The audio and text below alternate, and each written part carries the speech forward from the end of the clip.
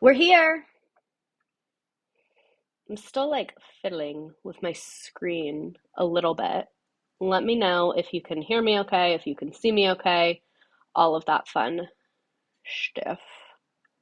I'm gonna get this to be smaller.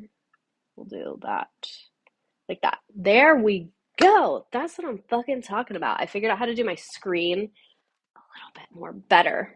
This camera is crooked. Poor little crooked guy. It's okay. Okay. I want to try and go live on TikTok.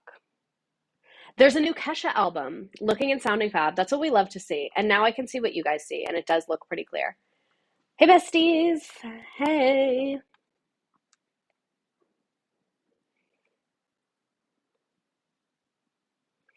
Okay.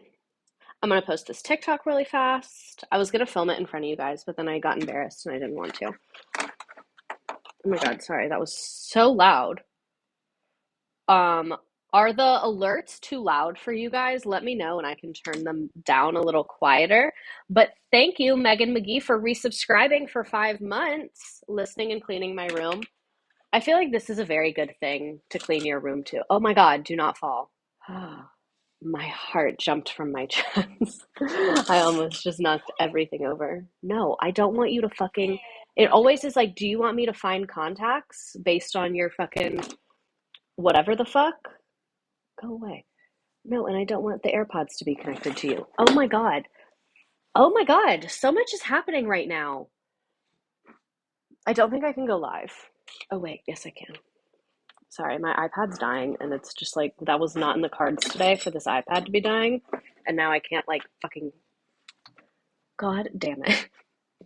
This is what happens when you're on time to class, is you see this shit show at the beginning. I'm trying to go live on TikTok, but my fucking iPad's dying, so I can't like sit it up because the angle that it needs to sit, then it's like sitting on top of its goddamn charger.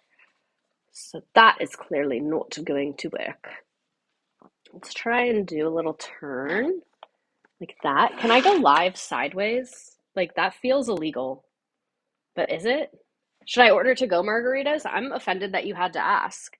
Oh my God, I can see the chat way better now too. Spoilers in a box. Thank you for subscribing at tier 1. Struggle bus is at the station, and I'm the driver. Fuck it. I might just be sideways on live. I hate that. I can't be sideways on live, and TikTok live stresses me the fuck out. Deep breath. I've had a very frustrating day. I had to. How do I put this professionally in case someone I work with is watching me? I had to communicate a boundary to people today. And a lot of times people don't like that. So, and I don't like doing that. It stresses me out. So, it's really easy for me. I think it rotates. It does, but then it like people are going to pull it up and it's like going to be weird. And I kind of want to do it upside down, but then that angle is upside down, obviously. Let's try it again. Live. Let's try that. Yes, no, maybe. We love a boundary. You have to incorporate boundaries into corporate America. Corporate America is not into boundaries. I have learned very, very quickly. Hell yeah, starting boundaries. We love to see it. Welcome to class, new friends. Oh my God, the picture of me crying in high school. Iconic. I'm excited about today's lesson. It's really different than what we normally do. Oh my God, and now the charger fell. So I'm not going to go live on TikTok. That's just you guys are feeling that that's not what's happening today. So that's fine, I guess. Getting my mom to watch for the first time. But I really want to. This is my problem. And so today was just fucked up. Like literally yesterday, I used my computer. Yesterday, when I logged on to my computer, it was charged and it was plugged in while I used it. And then I unplugged it while I was done and it was at 100%. And then today I logged on and it was at 0. Make that fucking make sense. Make that make sense. My iPad's on 10%. I just really want this to work. I'm going to get up. You can still hear me though, because I'm using the AirPods. The AirPods were a massive glow up for us. Oh my God, who did something? Wonder Cat's resubscribed for 8 months. Oh my God. You could have a baby in that time. I'm glad we didn't. You know? Okay, I think I figured out how I can make this work. Like Tim Gunn, I am making it work. I'm just gonna like shove objects under it so that it has something to lean on. Love that you guys are just looking at my love handles right now. That's awesome. So maybe if we do it like that. There we fucking go. No? Okay, I'm still falling. Still falling. Today was Admin Appreciation Day, and I was appreciated less than normal. Me too. Me too, as an admin. Okay, yeah, we're not going live on TikTok. That is the worst angle I've ever seen of myself in my life. So that's not happening. I stand by my original statement. We're hanging out here. Um, oh, it's that kind of stream. I don't, it's your first time here, so I like don't want to be aggressive towards you, but I feel like you didn't mean that in the kindest of spirits. But anyway, let's go ahead and get into it. Today we're learning about the US like progressive and labor movements. So if you were here last week, we learned about industrialization, which is basically like how our economy came to be and how we got factories and all of that stuff. If you did not come here last week, today will still make sense. But if you were here last week, today will be even more interesting. That's always trying how I do it. If I do like a multi-part thing, the class code looks peculiar. I just made a TikTok about that. Fun fact, actually. It was totally lighthearted. No, that's what I assumed you meant. But it was your first time, so I didn't know if you were like a man being weird on here. There are very weird men on this app. But anyway, I kind of refer to this time as like how we went from violent capitalism to like semi-violent capitalism. Like it was still not good, but it's better than what we talked about last week. And I'll give kind of like a summary of last week, if you will. Okay. So, shoop doop doop doop. I don't like when I can't see my own face, but whatever. Okay, so today's plan, we're going to talk about like why people were angry, what these unions were and why did they start, and then we're going to go over a timeline of like specific strikes and labor activity, and then we'll talk about like outside of labor progress and reform and stuff like that. So you might be like, misredacted, we just skipped a bunch of stuff that was really important. We didn't. We're going to go back to it. So we'll kind of do like a timeline and then go back and fill in the gaps of things that were like not organized labor. Um, Violent 28-hour workday, semi-violent 22-hour workday. The Nearpod employee making cones. Girlie, I've been watching these to study up on my A-Push exam in May. Oh my God, disorder degenerate, you're taking A-Push? That's fun. I bodied the A-Push exam. I got a 5. Okay, so we have 63 slides tonight, but a lot of them are really long, so buckle the fuck in. So one problem that people had was long hours and low wages. They worked 10, 12-hour shifts, 6 days a week, and earned barely enough to support their families.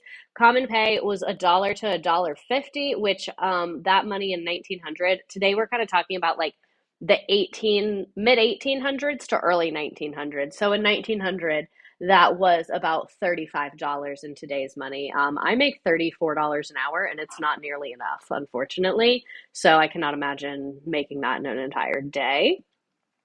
So other problem was impersonal conditions and lack of opportunity for advancement.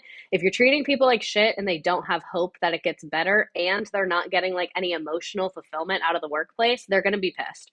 So as factories and workplaces grew larger, individual people lost like personal contact with their actual employers. Because think about, this is the first time we have like cross country like trade and travel really in a big way. So before this, if you worked for a business, your boss like would be at that business because it's their business. Now with this system, companies are across like the entire country, so you probably have never met your boss and they're probably in another state and all of that. So me from my job that I just got fired from, oh my God. Charlie Murphy, thank you for subscribing with Prime. If you're a Prime member, you can actually get some subscriptions for free. So if you want to give me one, that would be dope. $45. I make half that. I make $34 an hour, but I also live in Miami. So things are really expensive here. Me over here crying over my 13 an hour in one of the most expensive states. Yeah, exactly. Like when I say it's not nearly enough, I mean that like to me, it's not enough to cover like the living expenses of one person. Like I can't afford a studio apartment. And to me, like I have like a they consider it like a well-paying company. So I'm like, is it though? Because like you can't fucking pay for anything. Orlando native here, the prices keep going up as well. Yeah, exactly. I love that in most states and make 18, and that's considered a lot in my field. California, 16 an hour part-time. It is brutal out here in these streets. $20 an hour for crime scene cleanup. California, sub teacher with degree, 30 an hour. Yeah. Miami just keeps getting more expensive and our income isn't going up. I might need to pack it up. I'm going to be honest. My lease is up this summer. We might be packing it up because this is not, the money is not working out for me. We're going to see what happens. PA is still 725. I hate it. My husband is a lead grocery store manager and we still don't feel like we make enough to live on our own. Yeah, exactly. It's like non-entry level jobs don't even pay for like not even like kids and vacations, just like the basic day-to-day expenses, which I find crazy. So it was very difficult to move from an unskilled position to a skilled position or to find a job with high wages. There were no promotions or automatic increases in pay. So that's, to me, that's one of the biggest triggers to people is like when they have no hope. Like not having hope makes people like you have nothing to lose. So exactly. Stagflation. I'm a tax accountant and I can afford stuff, but I really can't save. Yeah. Parallel to now. This is why I wanted to talk about this because so much of what we're talking about, like the struggles that these people faced. And if you didn't watch last week and you're like into this part of this convo, definitely watch the recording. It's on YouTube. But anyway, so much of the struggles people were facing, it's so similar to now, which is very fascinating and interesting to me. So the other part is unsafe working conditions. In the year 1900, there were between 25 to 35,000 deaths and a million injuries per year on just industrial jobs. Many of the deaths occurred on railroad jobs, which were especially dangerous. Fires, machinery accidents, train wrecks, and other misfortunes were common. Just like right now, it's almost like when the government doesn't regulate companies, they don't prioritize safety. What? So, no federal regulation of safety and no enforcement of state or local safety regulations existed. Insurance and pensions were rare, and courts were not sympathetic to workers' claims. So, no liability was seen if the worker was negligent or if the employer was not. So, basically, you didn't have workers' comp. Red and White Trash subscribed for 3 months. Thank you. Fuck yeah, I've never been more hardline than pro labor. I have chronic health conditions, and my husband's insurance lets me get a level of care I've never had before. Did you see the investment bank that confirmed greedflation? No. I love that term, greedflation. I found out that my maternity leave is only going to be 6 weeks. That's crazy in my opinion. That does fucking suck. That's one thing I will grant my employer. We have very good parental leave. It's not maternity leave, it's parental leave. Like everyone gets the same amount of leave for like a new baby entering your house. So like adoption, dads, moms, like couples that are not a heterosexual couple, like everyone gets the exact same leave. And it's 3 months. And then you get a month where you work part-time from home. It's called like a ramp up month. My boss is in the ramp up month right now, but I feel really bad for her because a bunch of stuff keeps happening that's not good. So then she has to do work. Yeah, that's like one thing that I'm like, all right, what's that TikTok out here? It's like, y'all snap with that one thing. You got that little one thing. They got us there. That's it. But they got us there. That's less than puppies get with their litter. No, it is. It's crazy. I love a ramp up month. I think that's such a good idea because like I think that's what a lot of women end up leaving for when they have a baby is because like the transition is really hard. It's just like very day to night and you can't like settle into a new routine. And I feel like a ramp up month, it's like, all right, you can figure out what's going on here, you know? Okay, so anyway, what was I saying? Basically, you couldn't sue and people got hurt all the time. This is very common stories. More than 140 people die as in a factory building. We'll talk about the Triangle Shirtwaist factory fire. Don't worry. We'll talk about that. I know that's a lot of people's childhood niche interest. So another one was periodic unemployment. So not only if you got hurt did you not get paid, you would just get fired because they didn't have workers' comp. So employers also did not provide health insurance or contribute to a pension for old age, and there was no unemployment insurance and no sick days. So like if you got sick or had a problem, you were just like basically fucked. And great work. Emotes are being delivered to supporters. You guys are getting emotes apparently. That's exciting. Are we going to talk about Jacob Rees and how the other half lives? I knew I forgot to talk about someone. We are gonna look at some of his photos, but I forgot to make a slide about him. But we do talk about the Muckrakers, but I'll talk about Jacob Riis. Um, so yeah, people didn't get sick days. They didn't get any of the kind of benefits that we have now, and you would just get fired if you were sick. And I know a lot of companies are still this way, and more companies are becoming this way because I think like we're really going like backwards in history, and this is really common. One thing that is also becoming more common is child labor. Child labor was rampant then. Textile mills and coal mines made use of child laborers to perform special tasks, and because they were paid less than adults, as many as 1 out of every 5 children under 15, so that's not under 18, that's under 15, worked outside of the home in 1910. These children were deprived of opportunities for sunshine, fresh air, play, or to improve their lives by attending school. I think a lot of people really judge the parents and they're like, how could they do that? But if you think about it, the parents' generation, they worked on farms as a kid. So it wasn't weird to them that their kids were working. They were like, I work in a factory, so you're going to work in a factory. The same way if we were on a farm, we'd be working together, even though parents usually didn't work with their kids. Arkansas enters the chat. No, they're like making child labor legal again in Arkansas. Um, so this is actually a photo that Jacob Riis took. We'll go ahead and talk about this right now. Perfect. So Jacob Riis was a photographer. He had a photo book. It was called How the Other Half Lives, because at this time there was a really, really stark difference between the rich and the poor. It's actually worse right now, I think, if you look at it, but I'm not 100% sure, so don't quote me on that. But it's either very close or it's worse right now, one of those two.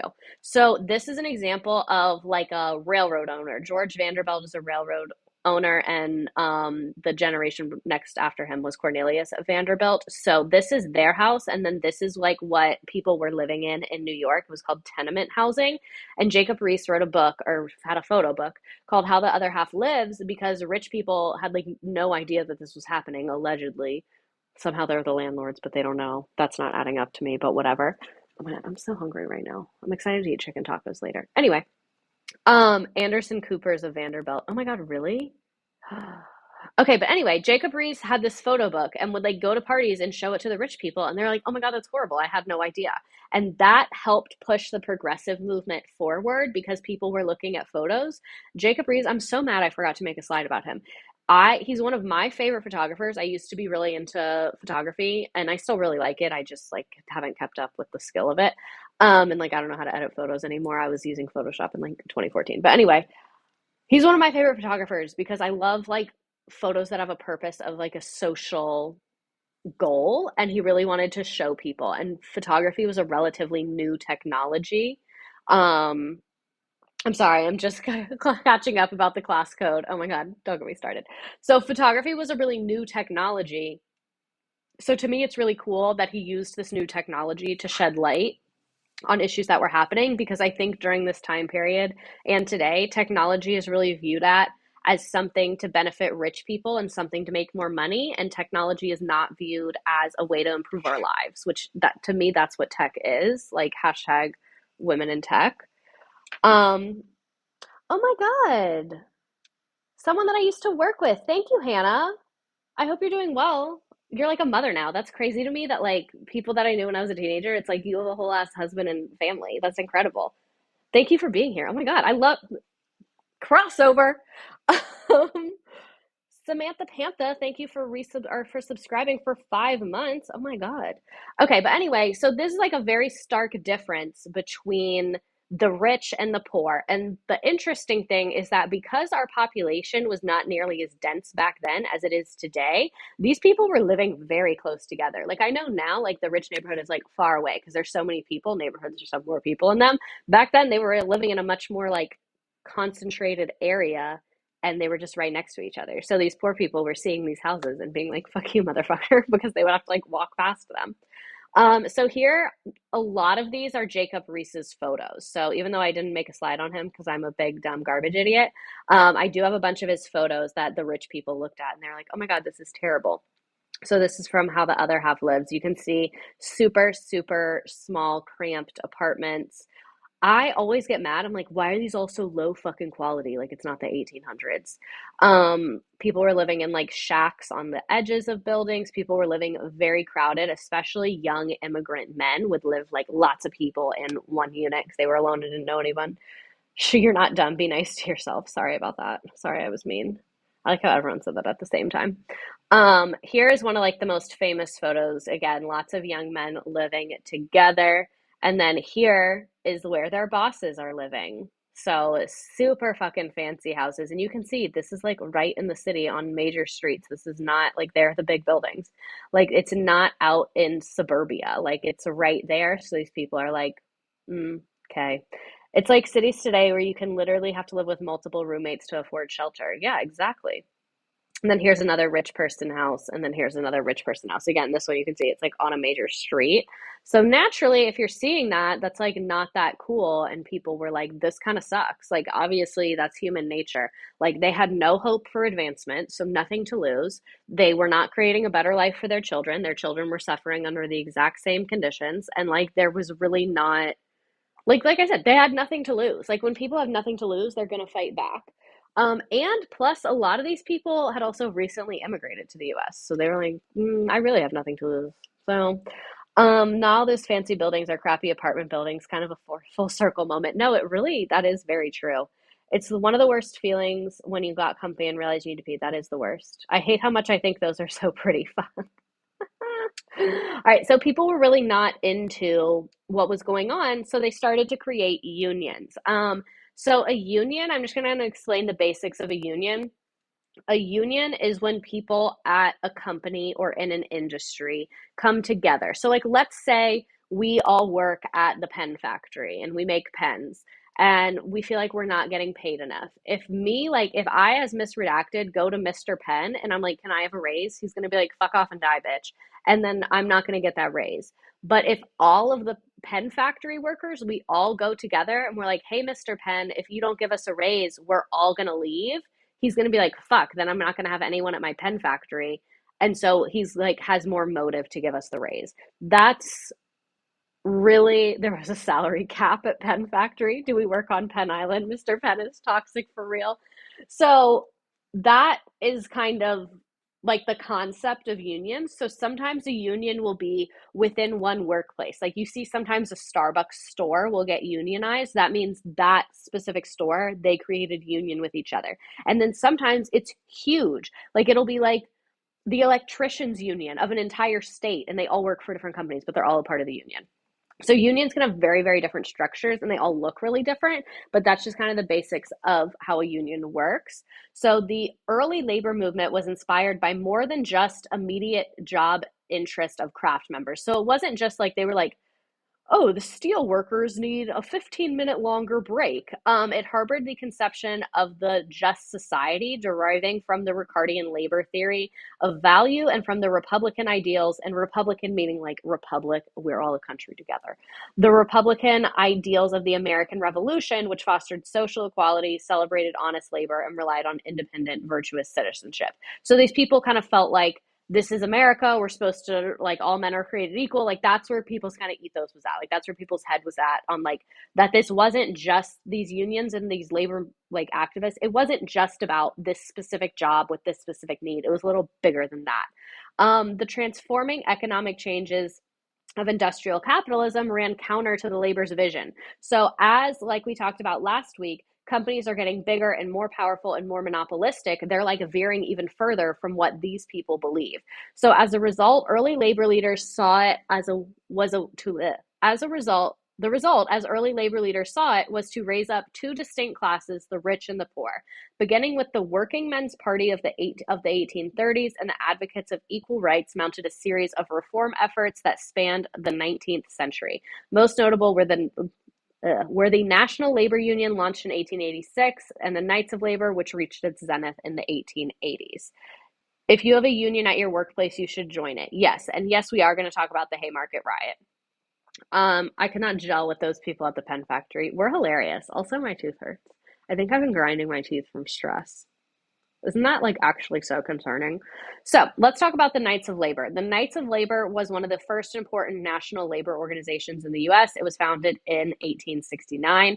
Originally, it was called the Noble Order of the Knights of Labor by its first leader, Uriah Smith Steffens, and it was a secret organization meant to protect its members from employee retaliations. So from the jump, employers did not like this. Like from the jump, employers were like, that's a no from me. Like I will not be doing that. Immediately, no, we don't like that you guys are all hanging out and talking together.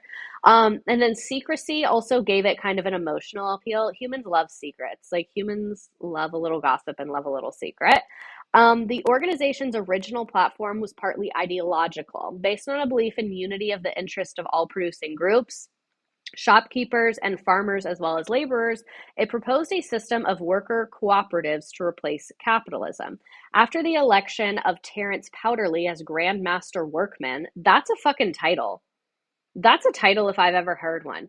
Imagine meeting someone at a party and you're like, oh, what do you do for a living? And they're like, oh, I'm a Grand Master Workman. I'd be like, goddamn, like what does that entail? Like what's your day to day like? What's going on there? Um, the Grand Master Workmen in 1879, the group abandoned its secrecy. They basically were like, okay, we need to be in public if we want to get anything done. And they struck the word noble and just became Knights of Labor. So because Powderly was unwilling to initiate strikes or use other form of economic pressure to gain union objectives, effective control of the organization shifted to regional leaders. So I'm going to talk about this again later, but I think the biggest misconception about this time period is that like a switch flipped and the government was just like, you have rights now. Like, this is a very messy thing. You can see even within the movement and within the union, it's a very messy thing. Who texted me a million times? Sorry. So even within the union, it's a very messy thing and a very messy movement just because humans are messy and incompetent. So everything we do is messy. So effective control went to regional leaders because if the big guy isn't going to organize strikes and stuff, then the regional people were doing it on that level.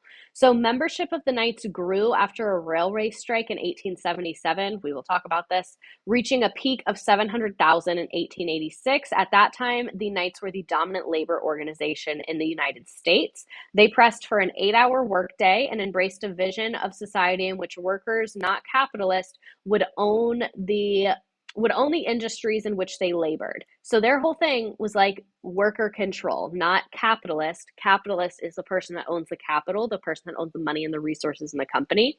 The worker is who he's saying should have control.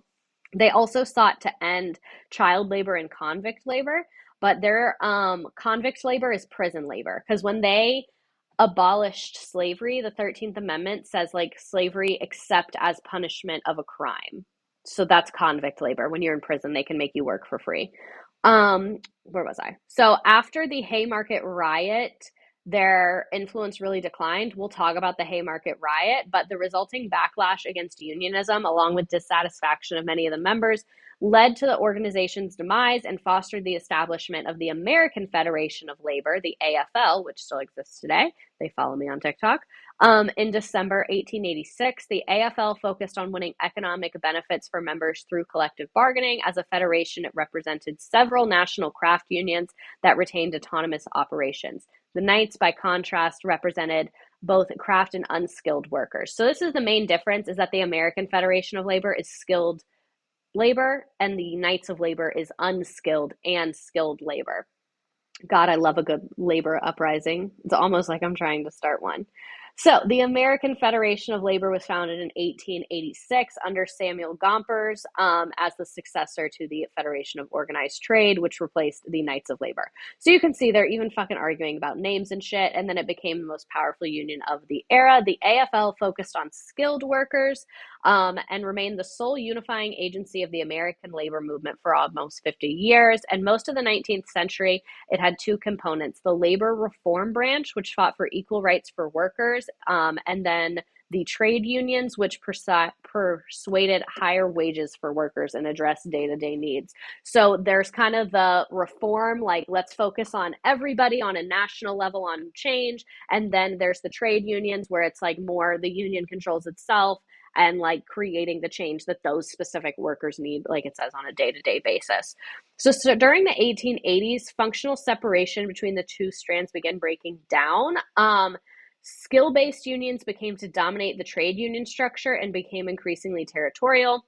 At the same time, the KOL, which had previously focused on labor reform issues, began conducting strikes and organizing workers alongside industry-wide rather than craft lines, effectively performing as a rival trade union. So there's kind of this messiness within this movement. Moreover, attempting to incorporate the existing craft unions, the Knights of Labor limited their autonomy and pulled them into political and social disputes, which again is why the American Federation of Labor kind of started to take over. So in December 1886, after the KOL rejected a proposal reaffirming the historic separation of trade union and labor unions, and the craft unions ended up revolting and led by Samuel Gompers, that's how they created the AFL. The AFL brought together national and international unions, which were allowed to remain autonomous. Each union was granted exclusive jurisdiction over a craft. And then, guided by Gompers and a clutch of Marxist trade unions, the AFL embraced pure and simple unionism as its credo. Unlike the Knights of Labor, the AFL was not immersed in national political issues. Instead, it focused on obtaining the right to bargain collectively for wages, benefits, hours, and working conditions. So, again, I like to think of it as like the Knights of Labor are kind of like the bad boys. It's like, we're skilled, we're unskilled, we want major reform. And then the American Federation of Labor is more like, we are organized, this is the plan, do not be upset. You know what I mean? Where was I? Keep losing my place. Okay, so anyway, moving on. Gompers served as president of the AFL from 1886 to 1924 and kept the AFL politically neutral until pressed by employer tactics such as the creation of open shops, workers that require neither union membership nor dues payment. So federal court decisions undermined labor's key economic weapons, the strike, the picket and line, and the boycott. So the AFL was really committed to being like non-political until the government started making it hard for them to keep that stance because certain politicians were so against very, very basic like labor rights. So that's kind of politics of these unions. I don't really want to get into a ton of that because, like that article said, most of the strikes were organized locally. Most of them, again, were organized by local leaders in specific trade unions. So I figured instead of talking about a bunch of people who work in offices and a bunch of politicians who don't actually do anything, we should talk about the actual people that were going on strike and putting their life on the line. So we're going to go backwards a little bit. That was kind of union politics of the mid to late 1800s. I'm doxing myself, but I literally live in Lowell, so excited to see the Mill Girls. So we're going to talk about one of the first strikes that we have in the U.S. It was in 1834. Sorry. It was the Mill Girls in Lowell, Massachusetts. So February 1834, the agents of Lowell's Mills, this is in the game, Lowell, Massachusetts, were beset by hard times. The price of textiles were falling, the market was sluggish, and much of the cloth being produced in the factories was sitting in warehouses and not selling well enough. In response, a 12.5% wage reduction for workers across the city was proposed and implemented. The mill workers were not satisfied with a sudden 12.5% cut in their wages, so they met in the mills after work to plan a course of action, sending petitions around the city and talking about how to best get those wages back. Many of the methods would be later used by the suffragettes. Those are women fighting for the right to vote. Before a plan could be fully developed, the leader Julia Wilson was fired in the hopes this would crush the resistance. Wilson instead gave the signal to begin walking out early. 800 women across the city left work to protest the wage cut and Wilson's unfair termination. All in all, around a sixth of the working population left the mills, paraded around the city, and visited other mills in hopes of drawing those workers out to aid the fight. Ultimately, the strikers did not get what they asked for in 1834 and either left Lowell or returned to work. The turnout was rushed and not fully organized, brought on by the leader's abrupt termination. Mill owners were also incredibly efficient in handling the strike. However, the mill girls learned a lot from their first attempt and would go on to have more success in the future, learning from past mistakes. So the other thing that I want to point out is that a lot of the stuff that we're going to talk about today was unsuccessful. And the word unsuccessful to me in this context just means they did not get what they were striking for. But if you notice the timeline we're going to go across, they gradually and gradually get more intense and more violent. And then once the violence starts becoming very commonplace, that's when reforms actually started to happen. So I don't want to incite violence, obviously, but to me, the people that had these failures of strikes, they weren't a failure. They were just like another straw in the camel's back to make that change eventually. So I don't like that they use the word unsuccessful. So here is, I don't know why it's so tiny. And then if I zoom in, it gets tinier.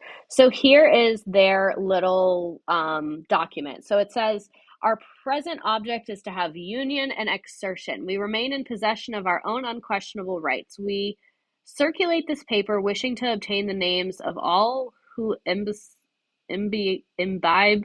of our patriotic ancestors who preferred privation to bondage and parted with all that renders life desirable and even, I can't do this, I'm sorry. I'm going to read the bottom part. All who patronize this effort, we wish to discontinue their labors at once until terms of reconciliation are made. Resolved, we will not go back to the mill to work unless our wages are continued as they have been. Resolved that none of us will go back until we receive all as one. Resolved that if we have not enough money, carry them home, that they shall be supplied. This is hard to read. They were pre-successful. That's the word. They're pre-successful. So, December 4th in 1974, you can see that first one was in the 1830s. A couple years go by, we had the Civil War. People weren't that focused on labor reform in the Civil War, obviously, other than ending slavery. Does that count as labor reform? Yeah, I guess that is labor reform in a way, if you think about it, because it's labor and it's getting reformed. So anyway, so we had the Civil War, slavery has ended, now it's 1874, the Civil War ended in 1865. So mine operators in Pennsylvania reduce wages and 10,000 miners go on strike. The Mollymagoos, mostly Irish miners, plan attacks and use violence against the operators and foremen, and 20 of them will be sentenced to death by hanging. And then later, where was this? Yeah, this was in 1874, so again, things are getting more violent. Then in 1877, yeah, there's not a ton more to that story. There's some of these that are really long and some that are really short. Everyone just saying, oh, yeah, hanging. Yeah, very, very violent time period. So now let's talk about the Great Railroad Strike of 1877. So here, I always get mad that there's not pictures, but it's 1877, so that would be why. So, the Great Railroad Strike, also sometimes called the Great Upheaval, began on July 14th in Martinsburg, West Virginia, after the B&O, Baltimore and Ohio Railroad, cut wages for the third time in a year. This strike finally ended 52 days later after it was put down by unofficial militias, the National Guard, and federal troops. So, as you can see, things are very tense with everyone. Where was I? So, because of economic problems and pressure on wages by the railroads, workers in numerous cities, New York, Pennsylvania, Maryland, into Illinois and Missouri, also went on strike. An estimated 100 people were killed in the unrest across the country. In Martinsburg, Pittsburgh, Philadelphia, and other cities, workers burned down and destroyed both physical facilities and the rolling stock of railroads, engines, and railroad cars. Some locals feared that workers were rising in revolutions, such as the Paris Commune of 1871, while others joined in their efforts against the railroad. Pronounced Maguire like Lizzie. Like Lizzie. Oh, look at Pittsburgh making it on the map again. Oh, where was I? So, at this time, the workers were not represented by trade unions. The city and state governments were aided by unofficial militias, National Guard, the federal troops, and private militias organized by the railroads, who all fought against the workers. Disruption was widespread, and at its height, strikes were supported by 100,000 workers. With the intervention of federal troops in several locations, most of the strikes were suppressed by early August. Labor continued to work to organize into unions to form better wages and conditions. Fearing social disruption, many cities built armories to support the National Guard units, and these defensive buildings still stand as symbols of efforts to suppress labor unrest during this time period. With public attention on workers' wages and conditions, B&O in 1880 founded an employee relief association to provide death benefits and health care. In 1884, it established a worker pension plan. Other improvements were implemented later. So again, this started just in Martinsburg, West Virginia. They got their wages cut, and then within 52 days, they have the fucking like national federal troops there to shut down their strike because it's making such a giant impact.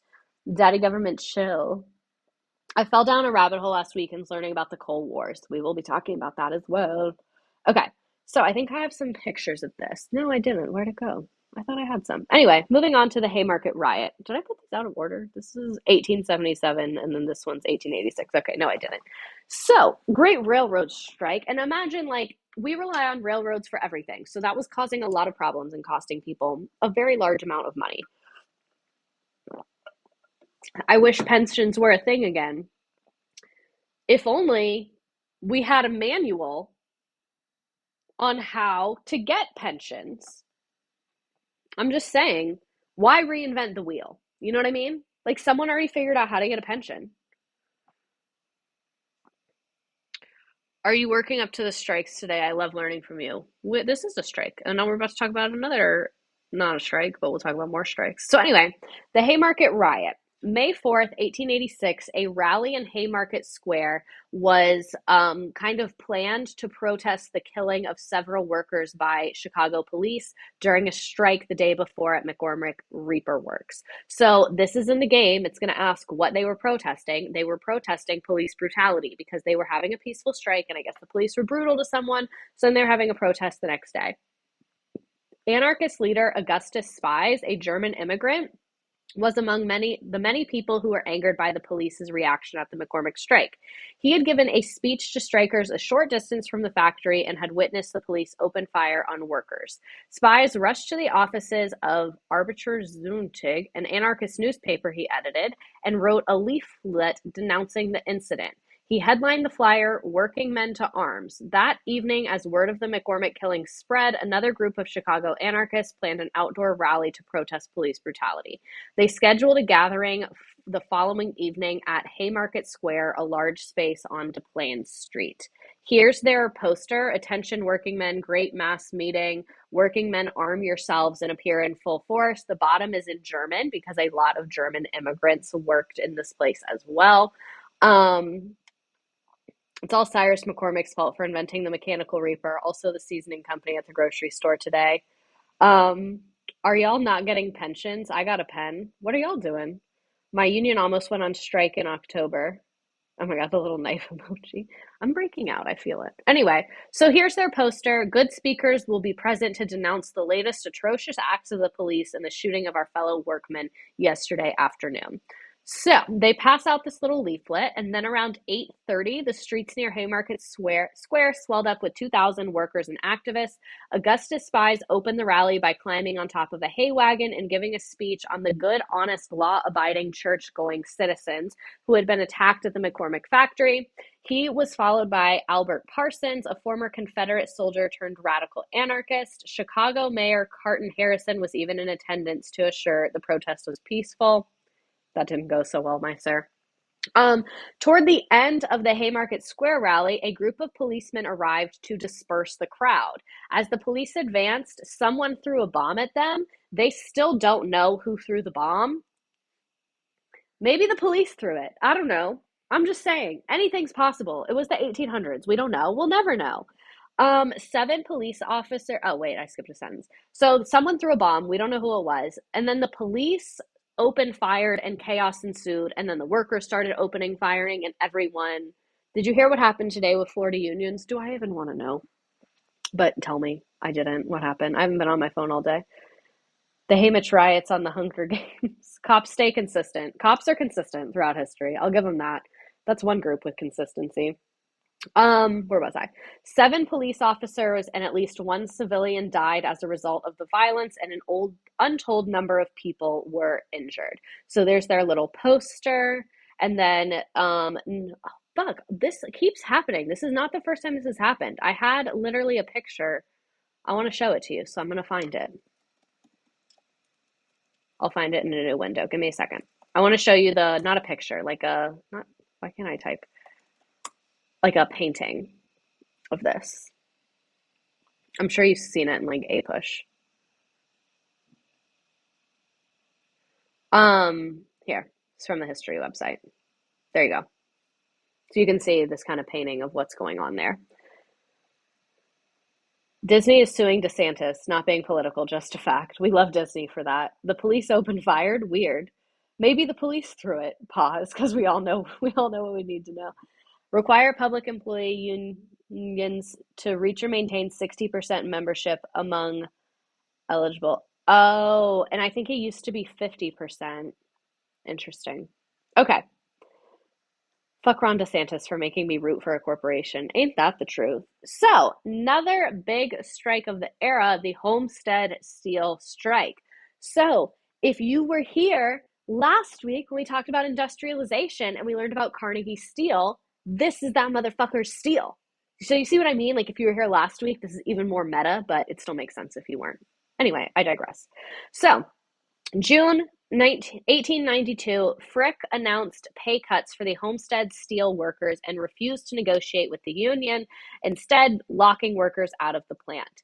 Frick sent Pinkerton detectives. Pinkerton detectives are like private detectives that the company hires, and they have guns and they're armed, but they work for the company. They don't work for the government. So Frick and Carnegie, they were like the besties that own the company. So Frick sent Pinkerton detectives on barges up the river in order to protect the strike breaking replacement workers he planned to hire. So strike breakers, they're called scabs. So you cut yourself, the scab is like the temporary skin. That's a strike breaker, is a scab. Don't be a scab if you can avoid it. So he hired these fucking detectives to protect his like little scab workers. Pinkerton detectives had become known for infiltrating unions and breaking strikes nationwide, including at another Carnegie plant a few years earlier. When word spread of the Pinkertons' approach, thousands of striking workers and their families rushed to the river to keep them from coming ashore. The Pinkertons then became pinned down in a bloody gunfight with the strikers and were forced to surrender. So the strikers like heard they were coming and they were like, nah, fuck no, you are not going to set up here. Eventually, the Pennsylvania State Militia was sent in to suppress the strike, and the Union was crushed. But Frick nearly paid for the victory with his life, surviving being shot and stabbed in an assassination attempt by anarchist Alexander Berkman. The Homesteaders' strike resolve inspired other Unionists, but also showed them how hard it would be to overcome a big company that had government support.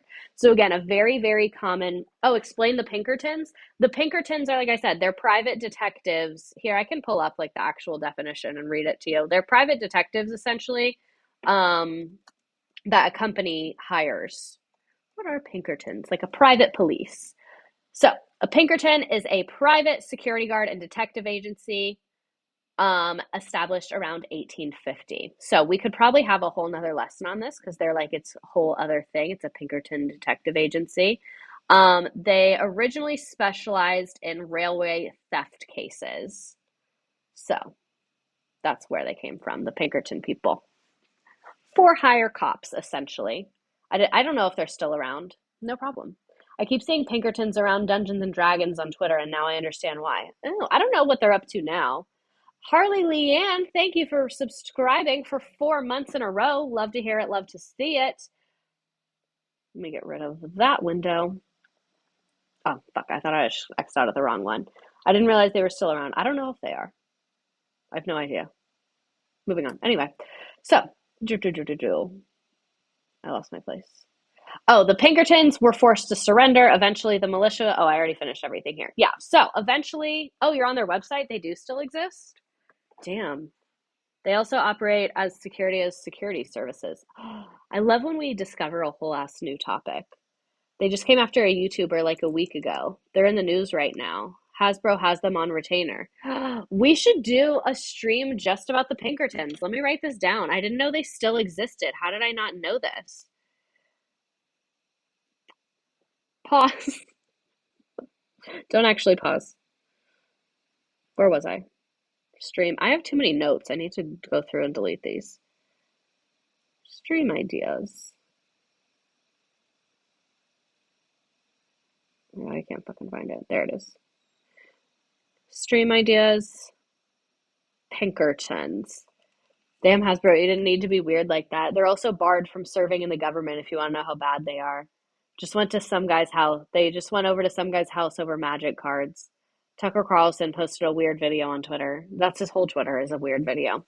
But anywho, so Homestead Steel Strike, again, technically not successful, but I think moved the needle, like historically. Now, let's get to the Pullman Strike. So you can see, is this one where I have the pictures? Hopefully.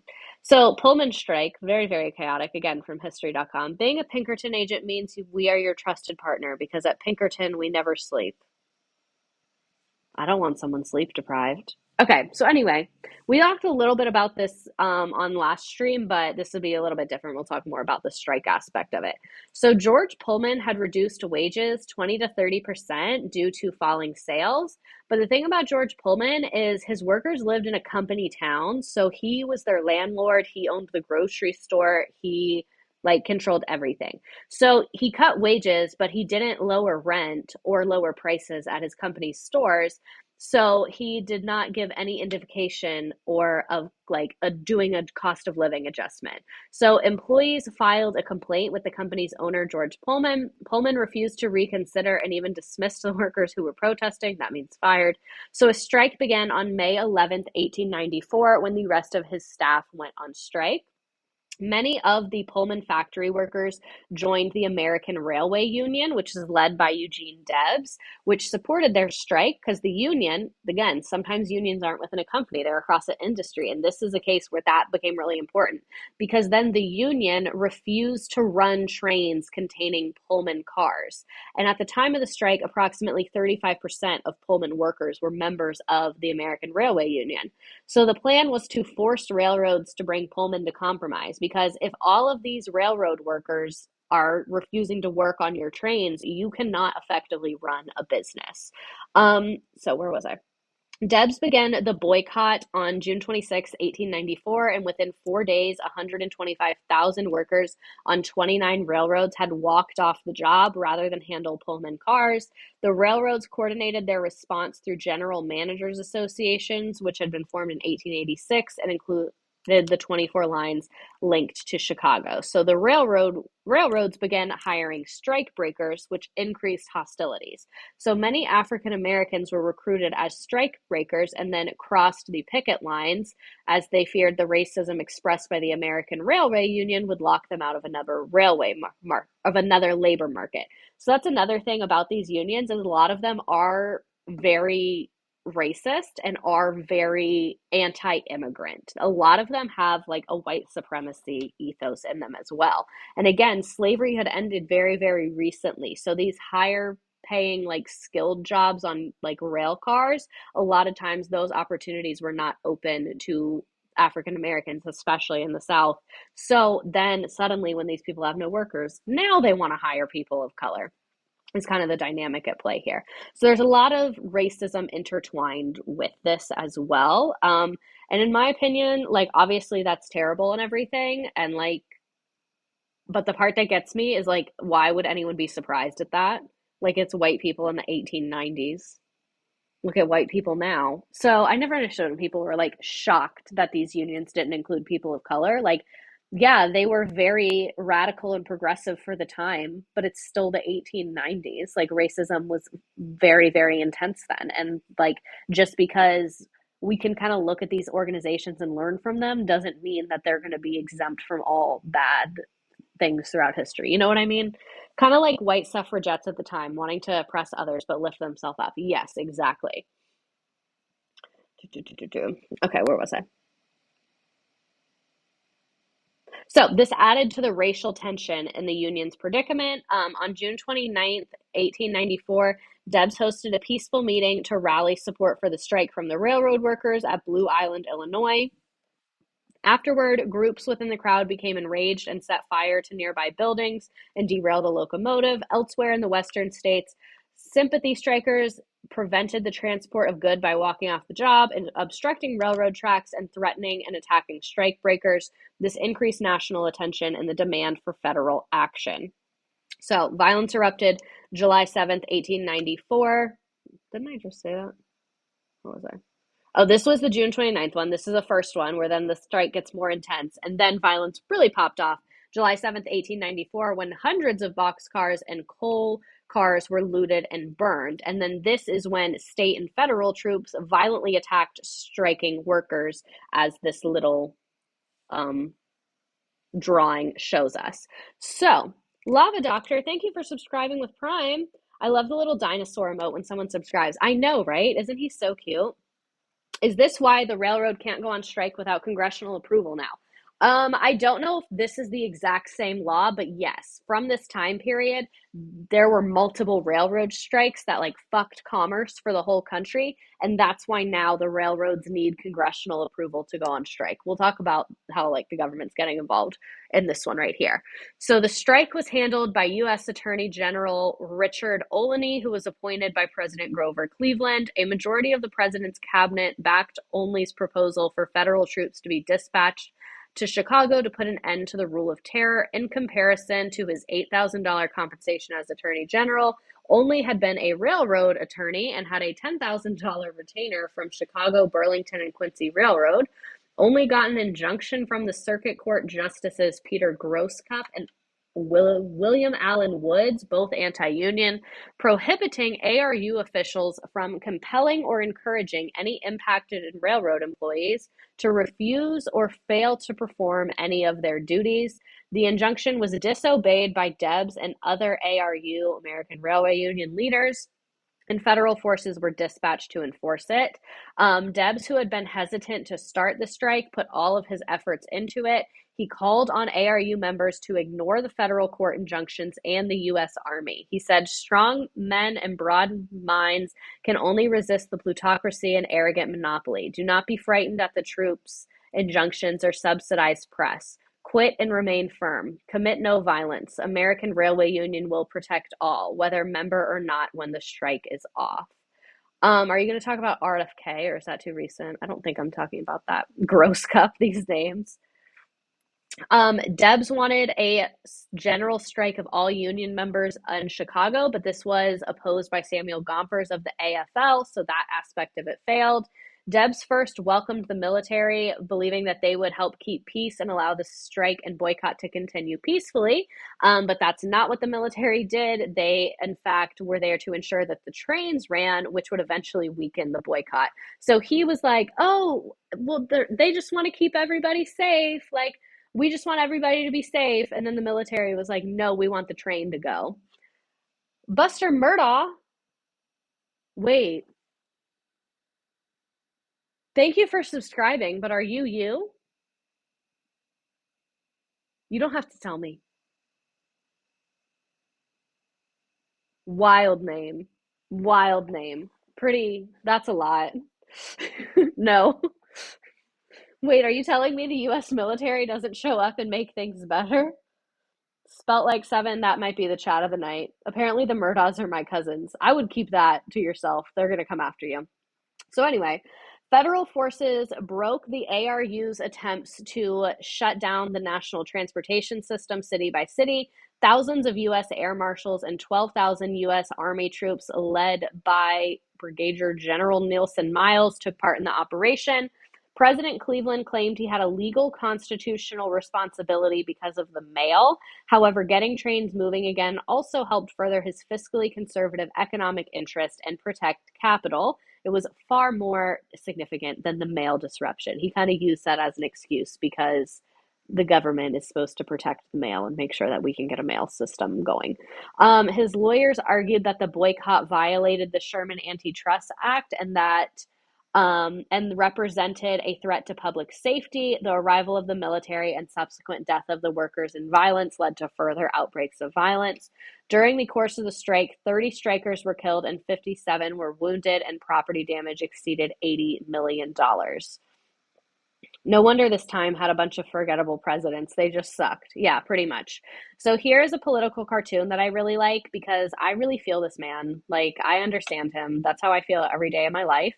And then here is some of the strikers lining up. And then here is another painting of some of the later on super like violent incidences that happened with this strike. So let's talk about the effects of that. The ARU managed to shut down rail travel in 27 states in an area from Chicago to the West Coast. According to Indiana State University labor historian Richard Schernerer, most of the strikers were eventually rehired, except for the union leaders, who were blacklisted by Pullman. Debs served 6 months in prison for violating the injunction and used this time to read Karl Marx Das Kapital. After his release, he became active in the Socialist Party and ran for president 5 times. He did end up running for president from prison, which I do really respect. So that's why everyone was like, not that I'm a Trump supporter, because obviously I'm not, but when everyone was like, oh, he's going to go to prison, I'm like, he can run from prison, you guys, and people would fucking vote for him. Like, people have run from prison before. It seems like maybe the railroad shouldn't be controlled by private companies. Yeah, exactly. It's a little concerning. We lost this incendiary attitude. I guess it went to the French. I just want the mail to be good. Okay, so here's some other examples of strikes. September 10th, 1897. You can see, like, the first one we looked at was in the 30s, and then it would go a long time without a major one, and then now, like, this is the era. Like, late 1800s, people are fucking done with this bullshit. So, in Latimer, Pennsylvania, around 300 striking coal miners marched to demonstrate support of the UMVA. I think that's Union Miners of another place. Anyway, police under the direction of Lusner County Sheriff James F. Martin ordered demonstrators to disperse. The march continues and the police open fire, killing 19 miners. This is known as the Latimer Massacre. October 12th, 1898, Chicago. I want to look this up. UMWA. United Mine Workers. Association. Got it. So, when the Chicago Virden Coal Company imports replacement workers during a strike in their mine in Virden, Illinois, the UMWA miners arm themselves with hunting rifles, pistols, and shotguns and attack the train carrying them. Both miners and guards suffered numerous casualties ensuing at the Battle of Virden. So when they tried to bring in strike breakers, violence ensued. May 9th, 1900, more than 3,000 St. Louis Transit Company workers go on strike in St. Louis, Missouri in an attempt to receive recognition for the Amalgamated Street Railways Employees of America. June 10th, 1900, 3 transit workers are killed when a group of wealthy citizens fire upon them. The strike lasts until September after the deaths of 14 people. Yes, this will be available on YouTube. All of them always will be. May 12th, 1902, miners in eastern Pennsylvania strike for shorter days, higher wages, in recognition of the UMWA. President Theodore Roosevelt threatens to take over the mines with militia, forcing the unwilling operators to negotiate. The anthracite coal strike of 1902 ends with a 10% increase in pay for most miners. And you can see, we start to see the government be like, fucking negotiate. We want to stop getting expensive military operations involved. And then June 1902, West Virginia coal miners strike, both in sympathy and for Pennsylvania and with the stated goal of achieving union recognition in West Virginia. So lots going on there. So 1909, the uprising of 20,000 female shirtwaist makers in New York strike against sweatshop conditions. So picket ladies, tailors, strikers strike 30,000. So this is September 1909. Employees at the Triangle Shirtwaist Factory went on strike. On November 22nd, 1909, a meeting was arranged at the Great Hall of Cooper Union, where Local 25 voted for a general strike. This is how unions work, is they vote on a strike. So they do not strike unless the majority of union members have voted for it. So the meeting had been organized by International Ladies Garment Workers Union. Strikers protested against long work hours and low wages. They demanded a 20% pay raise, a 52-hour work week, and an additional payment for overtime hours. And this is the big one, improved safety conditions. So factory owners Max Blank and Isaac Harris were vehemently anti-union and did not accept these demands. Instead, they hired thugs and prostitutes to assault the strikers, and the thugs bribed police so that they would arrest the strikers for very, very minor infringements. The strike lasted until February of 1910 and ended in a protocol of peace, which allowed the strikers to go back to work. Many of the workers' demands had been met, including better pay and shorter hours and equal treatment of workers who were union versus non-union. However, they refused to make an agreement of when it came to key safety concerns, such as locked doors and condemned fire escapes. So again, this is in 1909. Crazy that they didn't want to die at work. Strikes are not fun. Many families struggle to eat and survive. It's a big decision, and I'm grateful for their bravery. Exactly. That's the other thing, is that they would have strike funds where they would like save money to prepare to strike. So that's why, like, one thing I hate about the world right now is I think we're in a world of like instant gratification, and I think it's really holding back a lot of activism because people expect something to get done right away, when in reality, planning an effective strike takes months and months and months of planning, and just like better pay, better pizza, Papa John. So it's just like this takes a lot to get into this. So that was in 1909 that they had that strike, and they ended up not getting the safety conditions, but they did get better pay. Then in 1911, we have the Triangle Shirtwaist factory fire, and it kills nearly 150 workers. The exact number is 146. It's a question in the game. It's 146. In 1911, there were 4 elevators with access to factory floors, but only one was fully operational, and workers had to file down a long, narrow corridor in order to reach it. There were 2 stairways down to the street, but one was locked from the outside to prevent stealing, and the other only opened inward. The fire escape was so narrow that it would have taken hours for all the workers to use it, even in the best of circumstances. March 25th, 1911, the Triangle Shirtwaist Company factory building burned, killing 146 workers. It's remembered as one of the most infamous incidents in industrial history, as the deaths were preventable and most of the victims died as a neglect of safety features, like we already mentioned, that they did not have. So, the danger in factory fires was well known, but high levels of corruption in the garment industry and city government ensured that no useful precautions were taken to prevent fires. Blank and Harris already had a suspicious history of factory fires. The Triangle factory was scorched twice in 1902, while their Diamond Waste Company factory burned twice in 1907 and 1910. It seems they were deliberately torching their workplaces before business hours in order to collect on large fire insurance policies that were purchased, which was not an uncommon practice in the early 20th century, because this is before we had like all the arson investigation that we do now. I'm sorry, you have a history of factory fires. You see, I told y'all this was fucking messy.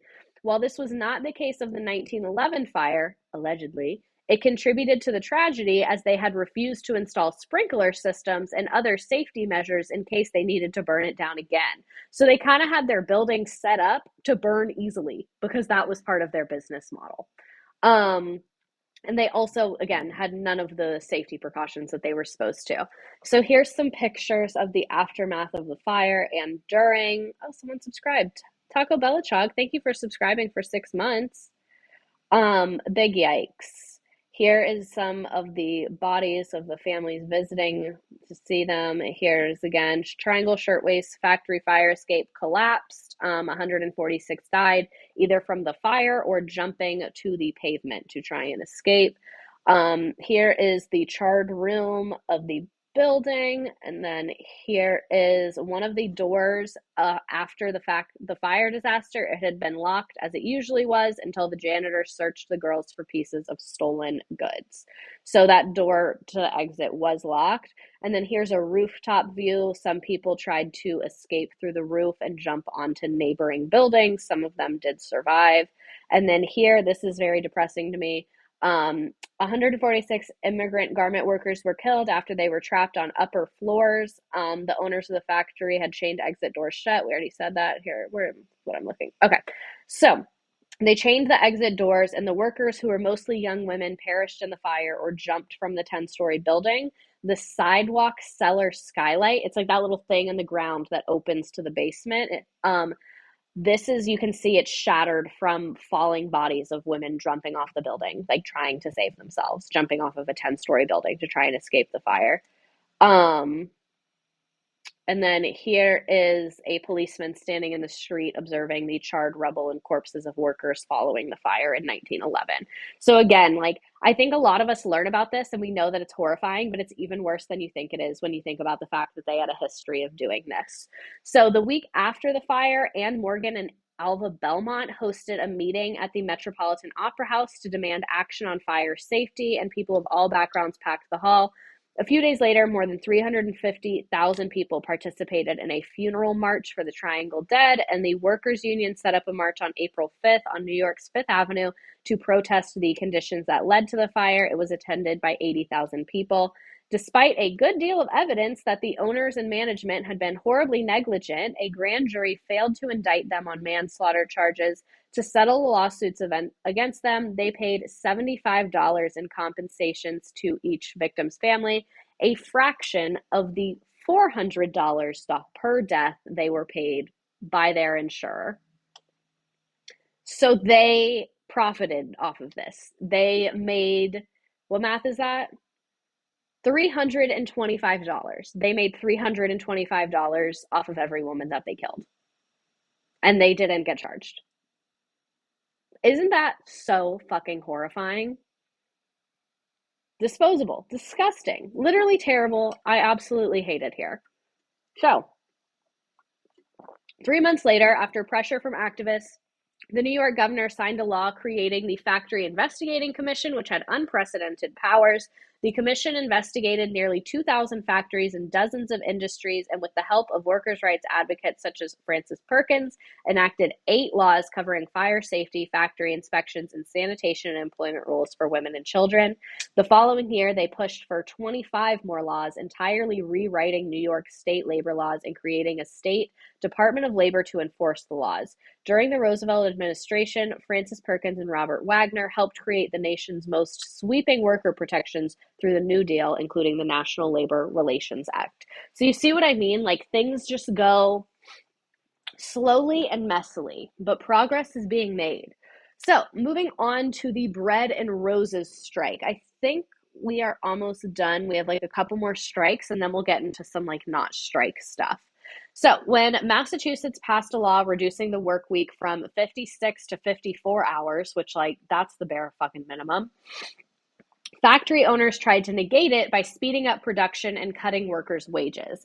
In Lawrence, Massachusetts, a textile mill workers responded by shutting down their looms and walking out in what became known as the Bread and Roses strike. Around 25,000 immigrant workers from Italy, Ireland, Lithuania, and other countries, mostly women, were pitted against mill owners who expected a quick end to the dispute. According to this book about the strike. When the AFL, which was mostly comprised of white male skilled workers, wouldn't help the Lawrence strikers, they turned to the more radical industrial workers of the world, who sent organizers and formed relief committees to provide food, medical care, and other assistance. The strikers marched regularly by the thousands through the city's commercial districts, defying police and state militia sent to stop them. Some strikers began sending their children to live with supporters in other cities. So this is what I mean. Like, I am about to cry right now, but like, these people fought for our rights more than the US military ever has. Like, people gave up their children to fight for workers' rights.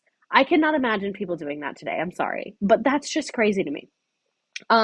When authorities tried to stop them from boarding a train in Philadelphia, it resulted in a violent clash and created plenty of bad publicity. After Congress held hearings and exposed the awful working conditions in Lawrence, the owners were finally forced to the bargaining table, and in March 1912, workers voted to accept their offer. The strike was not only a major victory for the union movement, but established the importance of women and immigrants in organized labor.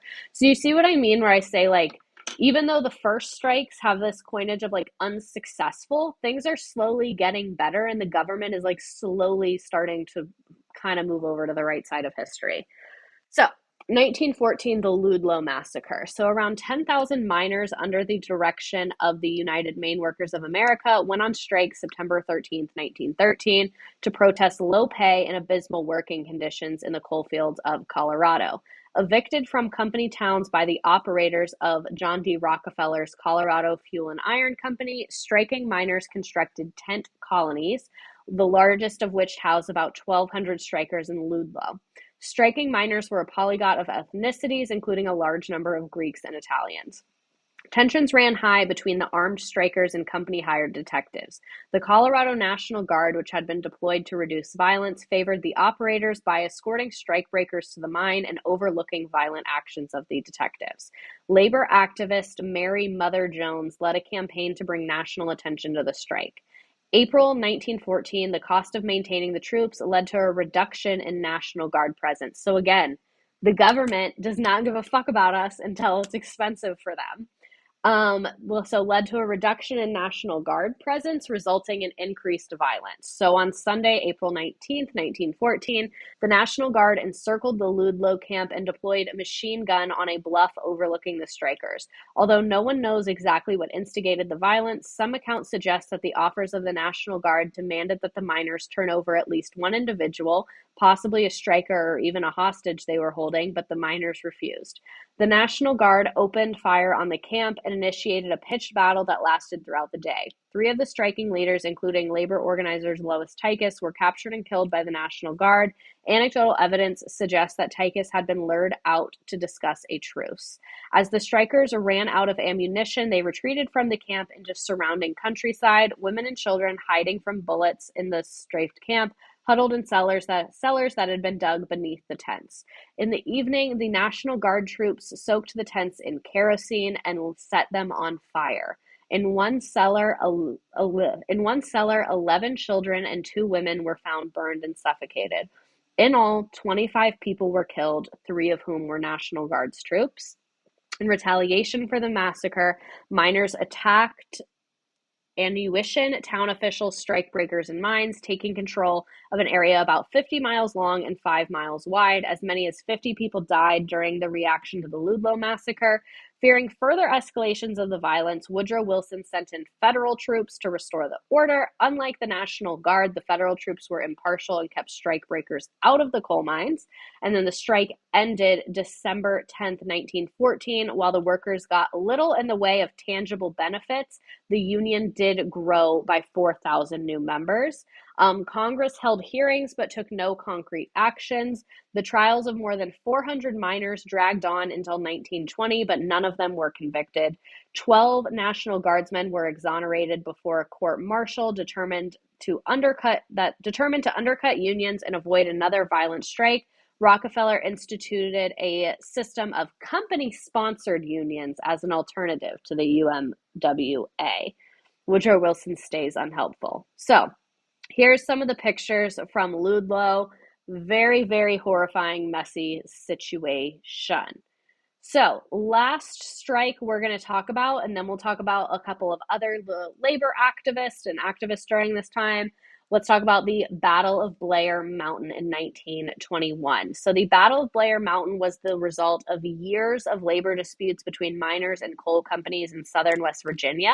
Since the late 1800s, the coal fields of the state's Mingo, Logan, and McDowell counties had operated under... I just don't think people are ready to take things to this level yet. I agree with you, but I just wanted to talk about it so people could see like how hard we had to fight to get the bare minimum that we have right now. So since the late 1800s, the coal fields of these counties were operated under a repressive company town system. Workers mined using leased tools. They were paid low wages in company currency or scrip, which could only be used at company stores. So like you didn't get paid in money, you got paid in a company gift card. It's like if you worked at Amazon and got paid in Amazon gift cards. So where was I? Safety conditions were often deplorable, yet despite the efforts of groups such as the United Mine Workers, the mine operators had kept unions out of the region through intimidation and violence. The companies compelled their workers to sign yellow dog contracts. A yellow dog contract is just a contract promising that you will not join a union or organize. It's KB. Thank you for subscribing. These are Katniss Everdeen's ancestors. This is how she learned to unionize the districts. So they signed yellow dog contracts, which prevent you from joining a union. and they used armies of private detectives to harass striking miners and evict them from company-owned homes. So the hostilities ramped up in 1920 when the UMW finally started to organize workers in Mingo County. On May 19th of that year, members of the Baldwin Felts Detective Agency arrived in the town of Matewan to evict union miners from houses owned by the company. After catching wind of the detectives' activities, Matewan Mayor Cabell Testerman. These names sound like movie villains. And pro-union sheriff named Sid Hatfield raised a small posse and confronted them near the local train station. A verbal argument quickly escalated into a gunfight, and when the smoke cleared, seven Baldwin Felts agents had been killed, along with the mayor and 2 local miners. So the so-called Matwin Massacre, Hatfields and McCoys, the so-called Matwin Massacre galvanized support for the UMW, which collected new members and organized a strike in the summer of 1920. The coal companies responded by bringing in non-union replacement workers, and over the next several months, the two sides engaged in fierce guerrilla war. Murder by laying in wait and shooting from ambush has become common, Mingo County Sheriff wrote in May 1921. The tipping point in the mine war came August 1st, 1921, when Sheriff Sid Hatfield was shot dead by Baldwin Felts agents as he entered the county courthouse.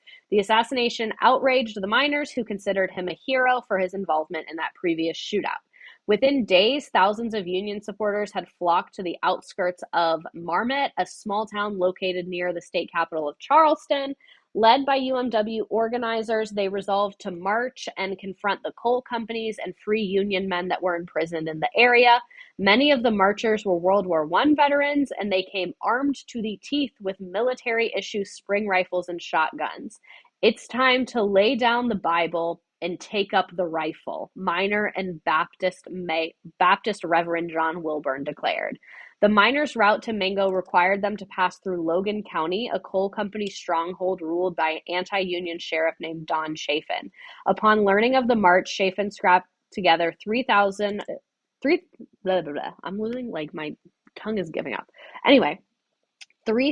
strong army of state police, deputies, and citizens militia prepared for a long fight.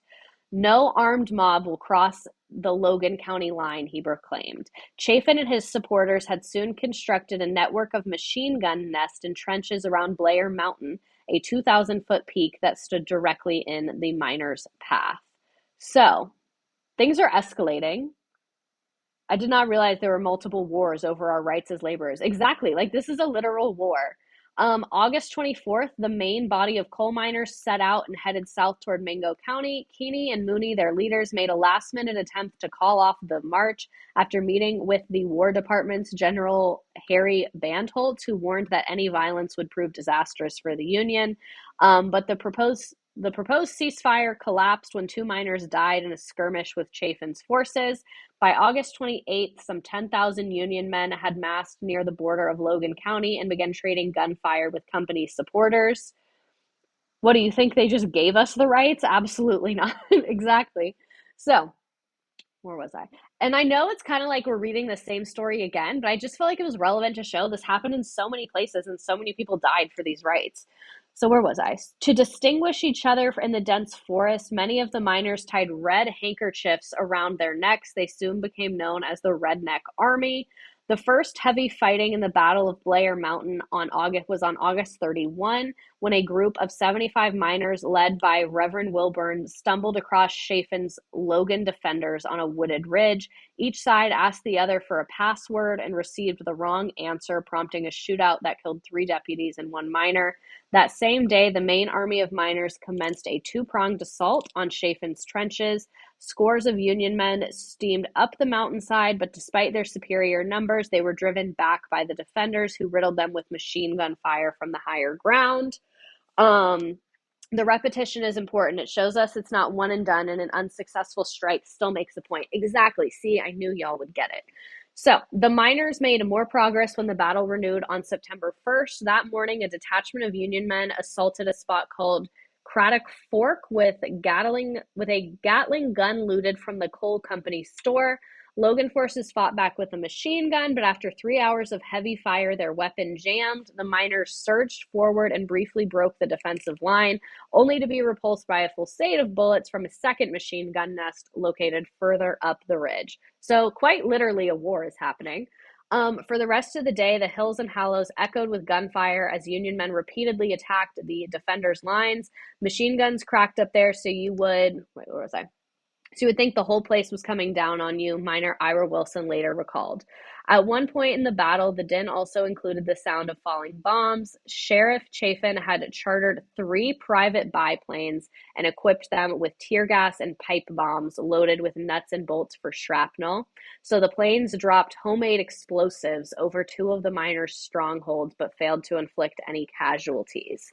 In the end, the miners' siege of Blair Mountain was only ended by the arrival of federal troops. A squadron of Army Air Service reconnaissance plane began patrolling the skies on September 1st and had mobilized 2,100 Army troops on the orders of President Warren G. Harding.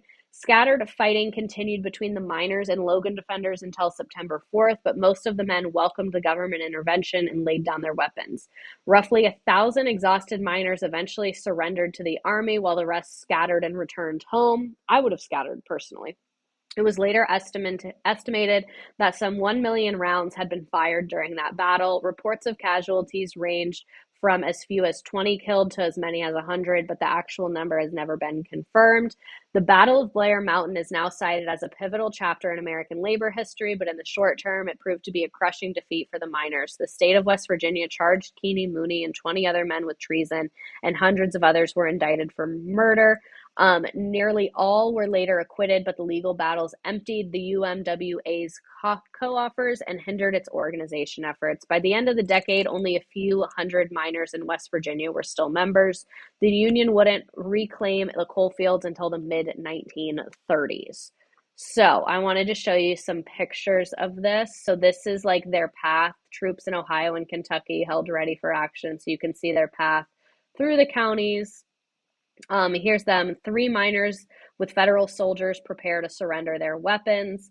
A coal miner marching in protest stands with his rifle over his shoulder. And then here is federal troops arriving in West Virginia to put an end to the protests. You can see lots and lots of people. This is crazy. How have I never heard of this? Exactly. Wild.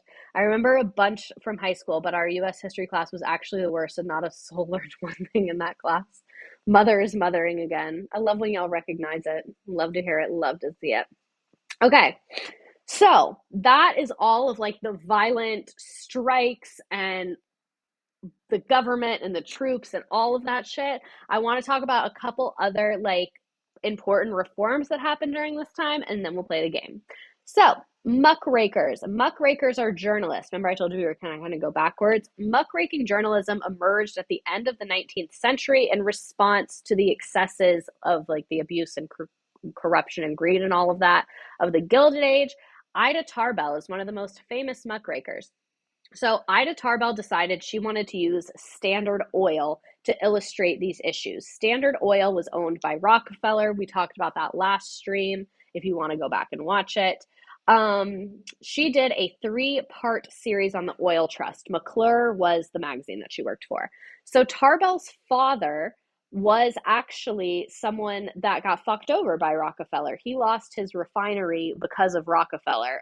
So that was kind of like her inspo.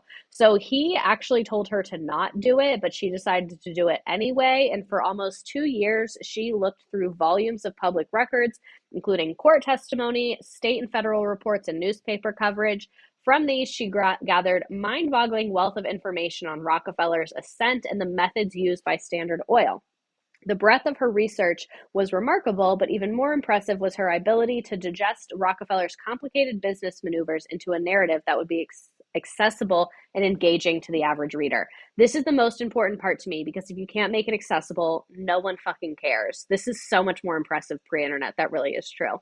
So she wrote a detailed expose of his unethical unethical tactics, sympathetically portraying the plight of Pennsylvania's independent oil workers. Still, she was careful to acknowledge the brilliance and flawlessness in the business structure he was created, because again, you can see people were getting murdered. So it was during this period that the Department of Justice then began formal proceedings against Standard Oil because of her investigation. So, however, when the Supreme Court handed down its decision in 1911, the court appealed to a new concept, the rule of reason. The court determined that the size itself was not a bad thing, but the unreasonable restraints of trade were illegal. So they didn't really get in trouble for being a big company, like she was kind of against, but they got in trouble for like other trade stuff, which is cool, I guess. So Rockefeller and his business partners were found of unfair and illegal business practices, and it was ordered to be broken up into 35 separate companies because of this unreasonable restraint of trade. So again, they're not saying, oh, the company is too big. They're saying the company is restricting trade, so that's why it needs to be broken up into multiple companies. And last week, you can kind of like understand why that company was that way. So, another important muckraker is Upton Sinclair. He wrote a book that was actually a novel. It was called The Jungle. So, by the early 1900s, four major meatpacking companies had bought out most small slaughterhouses. And because they were so large, it was Armour, Swift, Morris, and National Packing Companies. They could dictate prices to cattle ranchers, feed growers, and consumers, and they treated their workers super, super, super shitty. So, unskilled immigrant men did the back-breaking and often dangerous work, laboring in dark, unventilated rooms in the hot summer and unheated winter. Many stood all day on floors covered with blood, meat scraps, and foul water, wielding sledgehammers and knives. And women and children over 14 worked at meat trimming, sausage making, and canning. This is the part that's evil. Well, all of it's evil, but this part is pretty bad. So, real estate agents sold some immigrants small houses on credit, knowing that few would be able to keep up with the payments due to layoffs, pay cuts, or disabling injuries. So then, when a person fell behind in payments, the mortgage holder would foreclose, repaint, and then just sell the house to another immigrant family. So they were just reselling the same houses to people that they knew they weren't going to be able to afford. Almost like what real estate does today. I didn't say that. So, The Jungle is Sinclair's fictionalized account of the Chicago packing town. The title reflects its view of the brutality he saw in this industry. Sounds like 2008, disabling injuries. Yes, people got injured super, super bad. Meat packing, even today, is one of the most dangerous jobs that there is.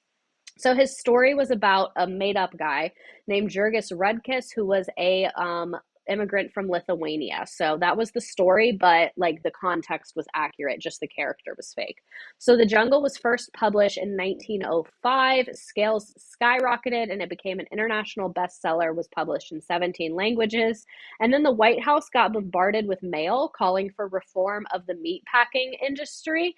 After reading The Jungle, President Roosevelt invited Sinclair to the White House to discuss it, and then the president appointed a special commission to investigate Chicago slaughterhouses, and the commission issued its report on May 1906. The report confirmed almost all of the horrors that Sinclair had written about. One day, the commissioners witnessed a slaughter hog that fell into the worker toilet, and so the workers took the carcass out without cleaning and then just put it on the hook with the others on the assembly line.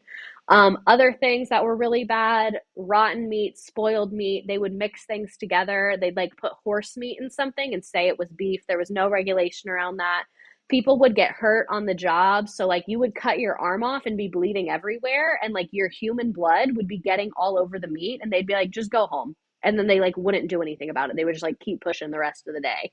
And now we're sending kids to work there too. Yeah, I saw on the news that right now some of these companies are in trouble because they keep hiring underage migrant children, and they keep saying that they don't know and that they have fake identities, but they've done it like 10 times. So it kind of seems like they know. So you're telling me the president has the power to fix problems if they read a good book about them. Exactly. That's why I wanted to not just show like the violent battles with federal troops over railroads, but I also wanted to show like the media side of it and the public opinion side of it, because that's important too. Like all of this has to come together. They're the ones that started the whole thing. They should be able to hire kids again. God, I just like gagged on my water. That was disgusting. So anyway, where was I? Roosevelt overcame meatpacker opposition and pushed through the Meat Inspection Act of 1906.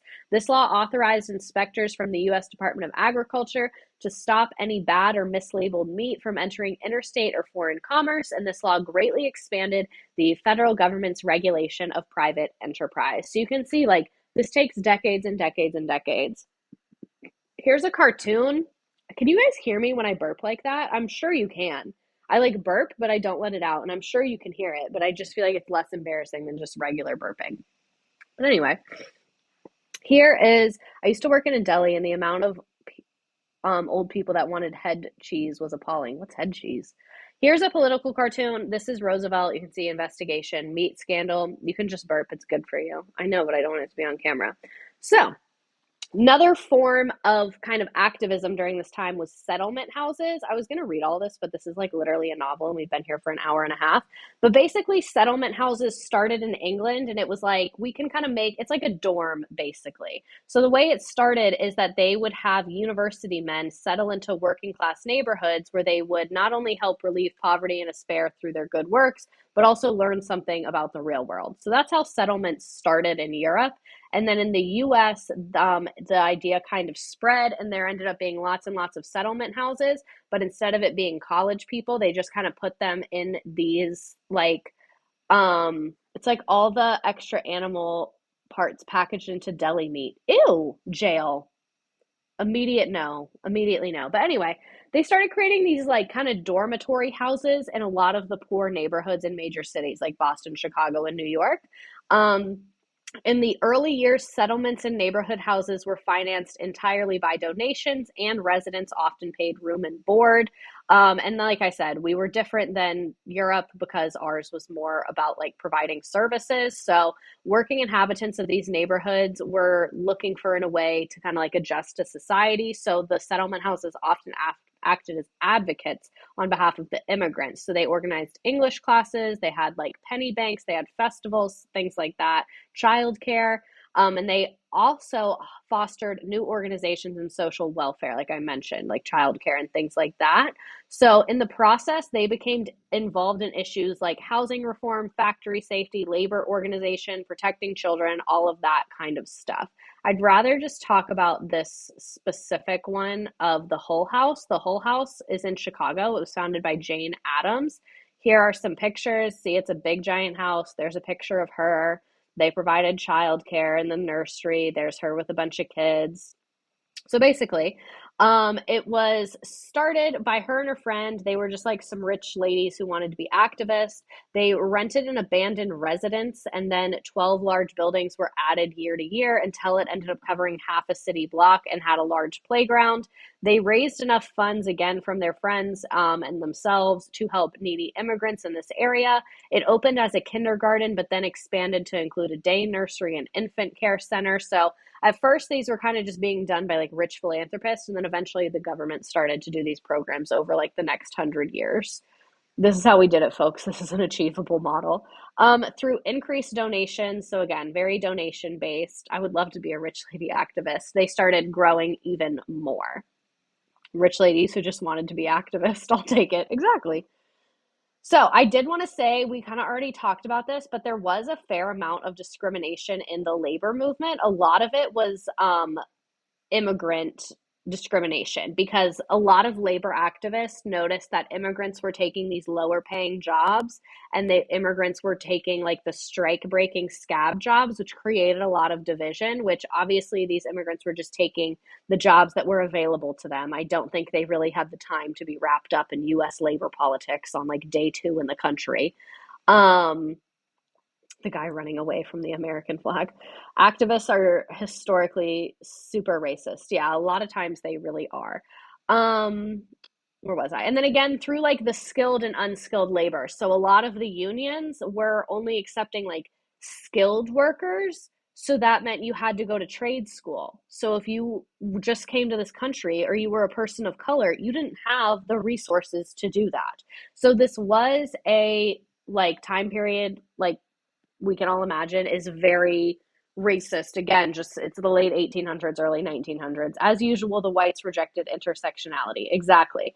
And in 1902, Black Americans made up less than 3% of total trade union membership. So you can see again, it was really like a white movement. And again, the anti-immigration. So many of the people argued that the immigrants were making things worse and that they were inferior. Again, some truly horrifying things came out of this time period in regards to anti-immigration sentiment and racist sentiment. Proponents of the argument also opposed organizing immigrants because they felt like it would raise the wages of immigrants, encouraging more immigrants to come. So it was a very nativist time period. I feel like real activism recognizes and accepts that people have to do what they live to live in a broken system. Exactly. So they hated these people, but they were all just trying to live in a broken system. And I think they could have been a lot more successful if they had just worked together. So what was accomplished during this time period? Like, what can we look back and say, yay, they did it? So one was the weekend. In 1870, the average work week was 61 hours, almost double of what it is now. By 1937 is where we got those laws passed. The end of child labor. It was not until 1938 that the federal government regulated child labor, but throughout the late 1800s, early 1900s, lots of states started to prohibit child labor and create a public school system. So the very first American Federation of Labor National Convention passed a resolution calling on all states to ban children under 14 from employment. And in 1881, and soon after, states across the country adopted similar recommendations. And then again in 1938, it was federally adopted. 40-hour work week, we kind of already said this with the weekend thing, but another one is healthcare. Getting healthcare from your job was earned during this time, more so in the late 40s and 40s, 30s and 40s, I mean.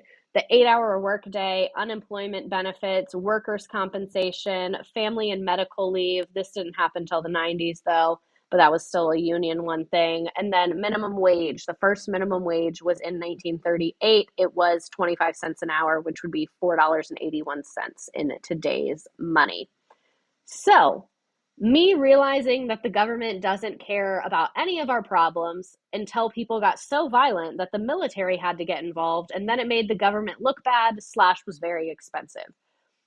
I just find this interesting that like the government literally does not care about anything until it either makes them look bad or is expensive. So I want that to be the biggest takeaway is that, oh, and holidays. This is how we got Labor Day and May Day, but my head hurts really bad, so we're going to skip that. I'm so sorry. But anyway, my main goal for this stream was to show that this progress is not linear. It is messy. It is dangerous. People died for this, and it took a very, very, very, very long time. You have to speak like your oppressor for them to listen. It's just a PR mess for them when we make too much fuss. Exactly. I feel like social media would make this a lot easier today. It should. We need to get on top of it. That's why you should piss in cop cars. Stop.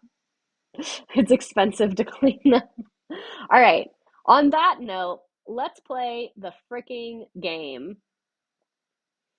Okay, so to play the game, I put the directions on the screen. I'll put the link in the chat. I don't request your email. I don't request you to make an account for anything. None of that. But if you enter your name, which one do we want to do? We'll do the jungle to celebrate the book, The Jungle. I'll play music on your devices. Okay, so it's going to ask you your name. All you have to do is go to join.nearpod.com and then enter the code SEM2N. And then you get to put your name in. You get to pick a little bit. You get to pick a little character, and then we'll play this fun little trivia game. It's 10 questions. It's about what we learned about today. Very easy. And the questions will come up on my screen if you'd rather just kind of play that way and look at my screen. You can do this on your phone. You can do this. Oh, it's KB. Thanks for subscribing. If I came in late, I won't do great. You'll be fine, probably. Code looks like semen. We're aware. A child labor parking lot. Oh my God.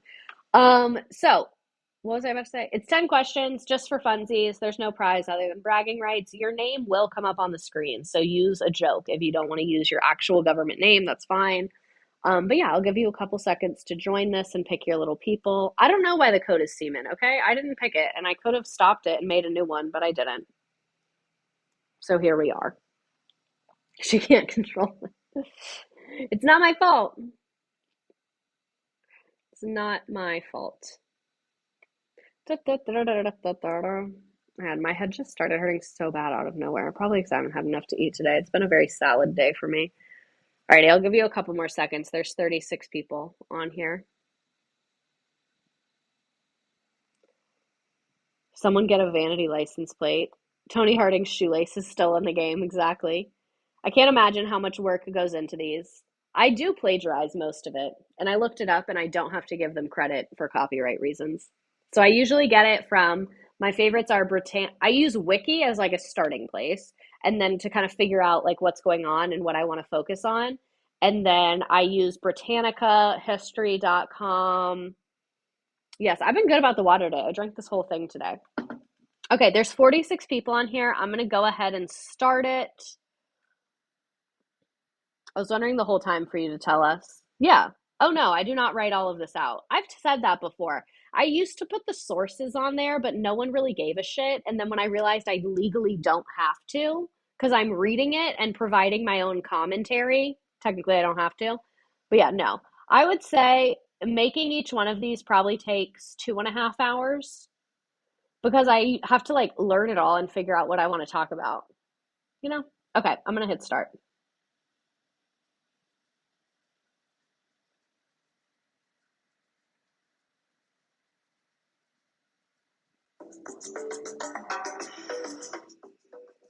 There you go. Now you can hear the music. Hopefully that didn't mess up my mic. I'm going to business school, so I'm going to buy an anti-capitalist sweatshirt to wear to class. Your professor's going to fail you. I'm sorry. Smarter, not harder. You're always well informed about extra things. Thank you. I try and be. So that's why I kind of just use the slides as like not this one because it was so specific. I was like reading, but usually it just kind of like I mean, don't we all learn about Kris Jenner every day in some way? The celebrity ones, I type a lot more though, because a lot of times what I learn about them is from YouTube or podcast and not like articles. Do do do do do do do do do do do do.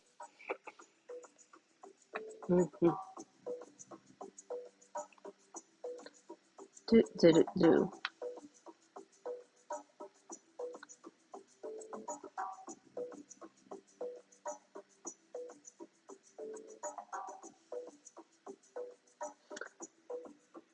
Do you have next week planned? I do not. Unfortunately, I do not. Maybe soon though. I want to do something like gossipy. Like I haven't done like a like a Watergate. Like I want something like that. Like or like Bill Clinton, Monica Lewinsky. Like I want something like that. Like I want a scandal. I have not done one about Taylor Swift. I don't know enough about her. I'm so sorry. I don't think I can handle it. Makes sense why you knew fewer of the words names. Yeah, exactly. Because these are all like specific ass things. I didn't learn about all these. So like the Haymarket and the Pullman I already knew about, but the other ones I looked up for this. I've done Watergate. It's on YouTube if you want to watch it.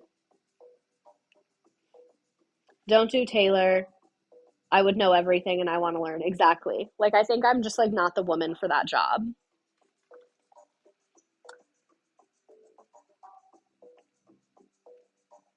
Maybe I'll redo Watergate because Watergate, I like had a problem with my slides and I ended up redoing the slides really last minute and just like wasn't happy with the way everything came together. So maybe I'll redo it.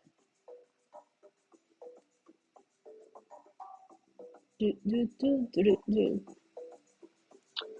Would you do the Kennedy family? What about Nancy Reagan? Ooh, interesting. I kind of want to do Brittany, but she just wants us to leave her alone, and I want to respect that. I hate the year questions. I'm sorry, there's only one. I have done Iran Contra affair. Kids of Presidents have some gossipy things. Watergate was my favorite stream. Thank you. Rosemary Kennedy would love Nancy Reagan. The Kennedy curse. They're so juicy. They really are. Alrighty. 6 of 10. Shirtwaist makers protested their working conditions before or after the fire? This is a hard one. January 6th. Maybe. I feel like I don't know enough about January 6th. Whenever something really intense politically happens, I just like don't want to know about it. I am just like, that didn't happen. Like my brain is just like, no thanks. Maybe we will do January 6th. How many workers died in the Triangle Shirtwaist factory fire?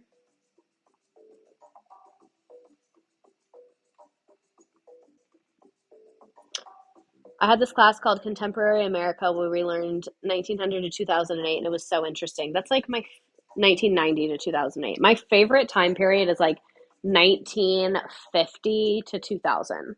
That's my favorite era to learn about. The 2008 crisis. I want my boyfriend to come on here and help me do the 2008 crisis because I don't fucking understand banks or anything, and he does. So, everyone convince Mr. Responsible to come. He might be here. He watches like around this time to see if I'm done. Featured guest. He doesn't like the camera. We'll see. January 6th feels too soon. Maybe it's like the perfect time for January 6th. In case we have another one, we'll be more prepared. What is a yellow dog contract?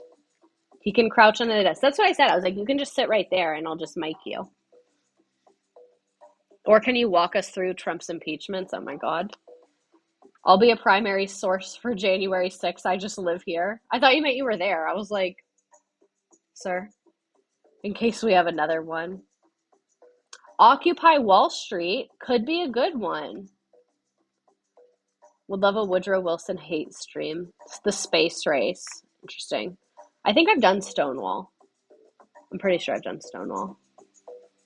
I just did a paper on Occupy Wall Street. Okay, last question, and then I'm going to log off because my head hurts like a bitch. Occupy would be good. I think I did Stonewall for last Pride Month, if I'm recalling correctly. Yeah, thank you. You did Stonewall Pride last year. Yeah, so I have to mix it up. I bought my partner the January 6th book, and they're obsessed with it. It's the best gift I've given them. Poli-sci majors are so weird. They are weird. Oh, maybe Harvey Milk? Chicago Tylenol murders. What's that? Alrighty, let's see who won. Oh, my AirPods are dying. Can you still hear me? My AirPods just told me they're dying.